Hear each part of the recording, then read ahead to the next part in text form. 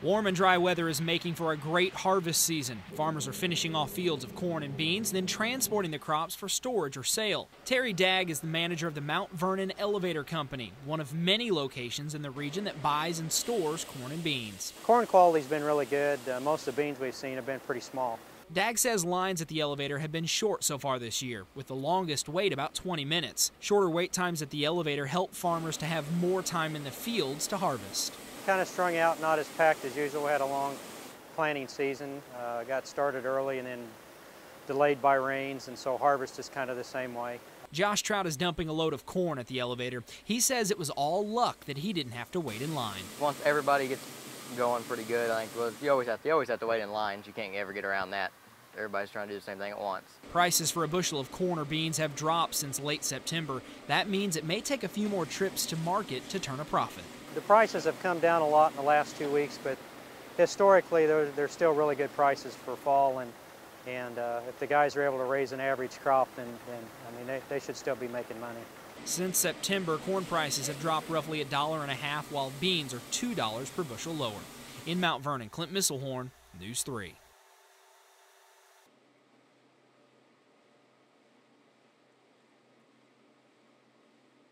Soybeans are sprouting up throughout southern Illinois. Statewide, the Illinois Department of Agriculture says 97% have been planted.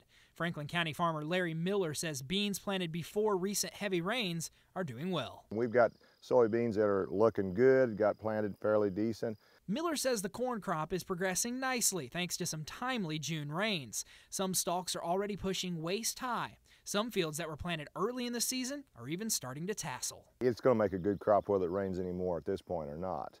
Of course, some of the later corn is going to need it, and soybeans will too. Miller says the biggest problem right now deals with harvesting winter wheat. This year's harvest is behind schedule due to the heavy rain in June. Miller says he wasn't able to combine all of his wheat because the moisture content of the grain was too high, and that costs money. You took a discount on that moisture because it was there, but it was a risk you took because you didn't know whether you'd get the crop or not. So you had to anticipate and take a little bit of a gamble. Miller will be harvesting the rest of his winter wheat crop this week. He says it's one of the best he's had in his 40 years of farming. Those years of experience and a simple test tell him now is the time to harvest. It's just a simple test, is rub that out and put it in your mouth, and if it cracks, well, that's a good sign. It's cracking. I can't tell you how close it is, but it's close enough to harvest. We were anxious about this crop this year because prices are good, but I'll tell you, it's never made until it's in the tank, and you get it harvested. In Thompsonville, Clint Misselhorn, News 3.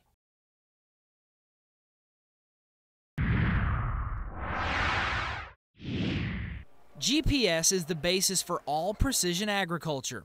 It acts as the guidance system for new technology making its way into tractors and combines. GPS works hand in hand with auto steering technology. Farmers tell us that they've been able to run longer hours, that they've been able to be more focused and on the business aspects of their operation because they're not so fatigued by operating the machine through the field. Auto steering with GPS simply drives the tractor. Following a GPS layout of the field, the tractor follows a designated track with the push of a button. Clint Stocklin of Outback Guidance shows us how to hand the driving controls over to Autosteer. Go ahead and engage the Autosteer. And now the tractor, the S3 has taken over and is steering the tractor. Steve Shaw of New Holland Agriculture says while the tractor is driving itself, the farmer can concentrate on other details. It lets him focus on the fertilizer or the planting or the seeding or the harvest, paying attention to rocks and washouts and just taking the stress out. Even with Autosteer, you can't completely replace the driver. The farmer has to be there. The farmer has to has to make those judgment calls on as he sees fit.